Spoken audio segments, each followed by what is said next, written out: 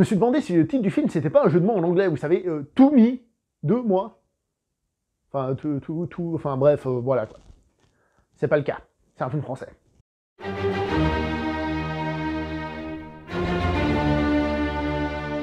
Bonjour à vous les cinéphiles et bienvenue pour cette nouvelle critique en post-projection. Ça fait une semaine que j'ai envie de la tourner, mais j'ai pas eu le temps, pas eu la force. On va parler du film de Cédric Klapisch, Moi 2, avec dans les rôles principaux Monsieur François Civil et Anna Girardot. Avant d'aller plus loin, je voudrais vous parler un petit peu de Monsieur François Civil, parce que non seulement ce mec est un excellent acteur, mais qui plus est, je trouve qu'on le voit souvent à l'affiche de très bons films français, en règle générale. Alors, évidemment, il y a Cédric Klapisch, il y a d'autres choses qui m'ont donné envie de le voir, mais il faut savoir que Monsieur François Civil choisit tellement bien ses films en ce moment, que quand je le vois à l'affiche d'un film, je me dis, ce film, il faut que j'y sois intéressé. Mon Inconnu, c'était pareil, je l'ai vu à l'affiche, j'ai fait, oh, je vais aller jeter un coup d'œil. Et pour le moment, je dois avouer qu'il se débrouille vachement bien dans son choix de film. Évidemment, le trio précédemment cité, on les a déjà vus travailler ensemble dans le film, ce qui nous lie, comme quoi ce qui les lie en fait, c'est de faire des films. Alors, la note, là je vous ai dit avec François Civil et tout, je dois avouer que c'est pas mon préféré que j'ai vu, je vais revenir sur certains trucs, c'est de loin pas un mauvais film, surtout par rapport aux stéréotypes du film français, gna gna. Mais j'ai pas été non plus transcendé pour autant, donc ma note personnelle, à moi, évidemment, va être un 6 sur 10, qui, je le reconnais, est sévère, mais bon, il faut aussi comprendre ce qu'on ressent quand on regarde un film. On va donc commencer par parler des acteurs et des actrices, pour dire qu'ils sont très bons. Ce n'est pas une interprétation qui est peut-être très tape à l'œil, mais c'est plus subtil. Les deux acteurs principaux, on voit subtilement les moments où ils sont plus dans le doute, les moments où ils vont mieux, les moments où ils retombent dans le doute, on voit un peu tout ça, et on arrive à le lire dans leur jeu d'acteurs, donc c'est un très bon travail.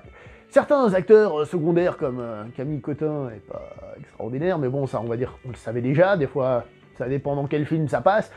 Voilà, bon, heureusement, elle n'a pas un rôle hyper important en tant que tel, donc ça va. L'important, c'était les acteurs principaux, et ça, c'est plutôt bon. La mise en scène, en tant que telle, est aussi plutôt bonne, voire même très bonne. Il y a vraiment des plans intéressants, entre autres sur les lieux où habitent les gens. Hein, certains plans sur Paris, on va dire, qui sont très beaux, certaines images qui parlent d'elles-mêmes, hein, par exemple, quand les deux sont à la fenêtre, mais qu'ils ne se voient pas, et que les deux sont tout seuls à la fenêtre, ça, ce sont des plans très intéressants. Le film en lui-même est bien fait. Encore une fois, rien de extraordinaire, rien qui te fracasse la gueule, mais c'est bien fait. Il n'y a qu'à voir le générique du début, qui met la thématique en place, tout de suite, rapidement, même si je reviendrai sur la thématique un petit peu après, parce que pour moi, le film triche un tout petit peu, mais la mise en scène, sérieusement, elle est bien faite. C'est pas juste un téléfilm, il y a vraiment quelque chose derrière dans la mise en scène. Il y a aussi un aspect de la mise en scène qui est pas mal, c'est la gestion du flou, justement pour montrer la solitude. Une personne est mise en avant, et le reste est flou derrière, ou par rapport aux autres personnes. C'est classique, mais ça fonctionne, voilà. Le scénario en lui-même est intéressant parce qu'il nous parle de quelque chose de relativement nouveau. Je dis relativement nouveau parce que ça fait un moment qu'on en parle et ça a déjà été abordé dans des films, et c'est un des problèmes du film, c'est que c'est pas très original. Et ce thème, c'est la solitude en milieu urbain, c'est-à-dire on est entouré de monde, on a des moyens de communication hyper modernes, tous les réseaux sociaux, tout ce qu'on veut, et pourtant il y a de plus en plus de solitude de ces personnes qui sont entourées de monde, mais qui sont tout seuls. Ça, c'est la thématique qui semble être principale. On la voit dès le générique d'entrée, hein, on voit, c'est visuel, ça fait bam dans la gueule. D'ailleurs, ce générique d'entrée, moi, me faisait peut-être penser qu'on allait aussi avoir un côté frénétique de la vie, stéréotype de la vie parisienne, où tout va à 100 à l'heure, où on n'a pas le temps de s'arrêter et de profiter des choses. C'est pas le cas, c'est juste le générique qui m'a donné cette piste, mais voilà. J'ai perçu une mauvaise piste, ça c'est mea culpa, donc rien à voir avec le film. Mais maintenant, on va revenir sur la thématique du film en lui-même, parce que donc, on parle de cette solitude en milieu urbain, sauf que, eh ben, le film en lui-même, j'ai l'impression qu'il part de ce point de départ, mais c'est pas ce qui l'intéresse. Parce que si on regarde les personnages, on se rend compte que ils sont, on va dire, malades, j'allais dire mentalement, mais malade mental, c'est peut-être pas l'expression, mais ils ont des soucis mentaux, des soucis qui les empêchent justement de rencontrer d'autres personnes. Alors certes, il y a la solitude en ville, mais on voit que plus d'une fois, ils ont la possibilité de créer des liens, et ils n'y arrivent pas. D'ailleurs, c'est dit clairement dans le film que s'ils n'y arrivent pas, c'est parce qu'ils doivent d'abord régler leurs soucis avec eux-mêmes, faire la paix avec eux-mêmes et avec leur situation, pour être ouverts à une rencontre. Donc, cette solitude en milieu urbain, finalement, c'est pas ça qui est montré du doigt, c'est pas ça qui est critiqué, puisque même s'ils étaient entourés de personnes et avec des possibilités de créer des contacts, ça ne se ferait pas parce que le problème, il est ailleurs. Ce qui est, d'ailleurs, un peu contradictoire, parce que souvent dans le film, justement, on a des plans et des images qui se répètent, par exemple quand ils sortent de chez eux ou quand ils rentrent de chez eux, donc ils habitent l'allée d'à côté, puis on voit qu'ils rentrent en même temps, ils repartent en même temps, et ils ne s'adressent jamais la parole. Donc là on se dit, ça parle justement de cette solitude, des gens qui sont justement dans le métro avec leur téléphone, etc., etc. Au lieu de communiquer, on est enfermé et on compte sur la technologie, on va dire, pour communiquer. Il y a tout ça, et ça se répète. Mais, en fait, on se rend compte que si, par hasard, Monsieur François Civil, le rôle qu'il interprète, avait eu l'idée d'aller parler au personnage interprété par Anna Girardot, eh ben, ça n'aurait simplement pas fonctionné. Parce qu'ils ne sont pas en état, c'est pas juste la solitude. Et d'ailleurs, je profite, si Monsieur François Civil, si son personnage avait l'idée de parler au personnage interprété par Anna Girardot, on aurait eu un autre problème. Eh ben, c'est que ce serait devenu un salopard d'harceleur de rue, blanc, cisgenre, hétérosexuel, dans la, qu'on appelle ça, la société de viol, ou je sais pas quoi, là. Bref, au lieu de créer une bonne occasion, ça aurait été Satan, le gars. Donc voilà. Maintenant, comme on a dit, le film parle de souffrance, et d'une certaine souffrance à long terme. Et donc, du coup, comme j'ai déjà dit, le film a des répétitions. Est-ce que ces répétitions sont nécessaires? Oui, elles le sont, pour qu'on comprenne justement cette souffrance du quotidien. C'est pas une souffrance « ah, j'ai reçu un coup, ça fait mal sur le coup », c'est une souffrance qui ronge peu à peu, d'accord? C'est un travail de sape, on va dire. Et c'est justement par rapport à ça, et ce combat contre eux-mêmes. Donc oui, il y a des répétitions de scènes, les passages chez les psychologues, où ça parle, d'ailleurs le film est très bavard, hein, faites attention là-dessus.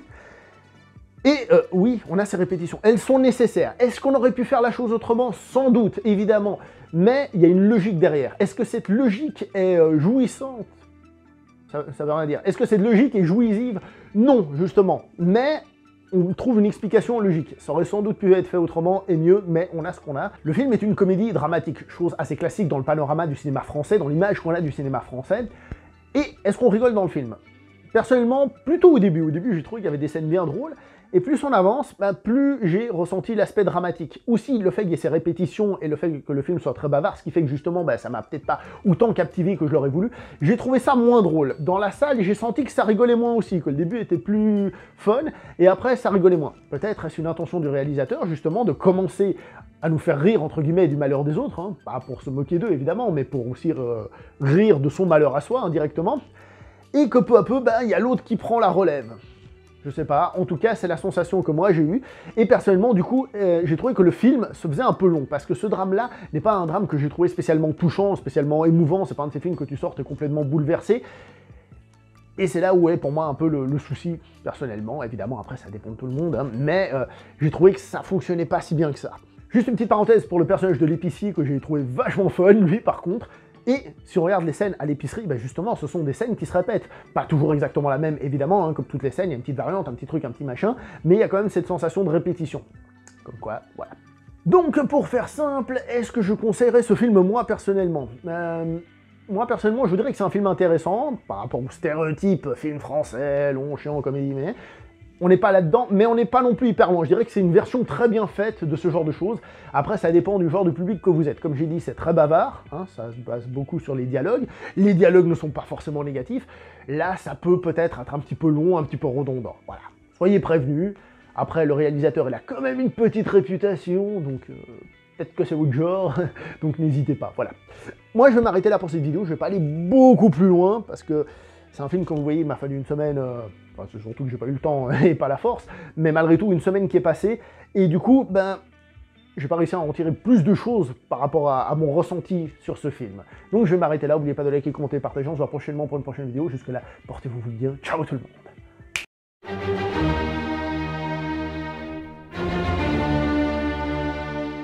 Et puis, le coup de la blague du harceleur de rue et tout, hein, rigolez pas, hein, parce que c'est 2 mois, d'accord? Donc tout mis, mais si on l'inverse, ça fait MeToo.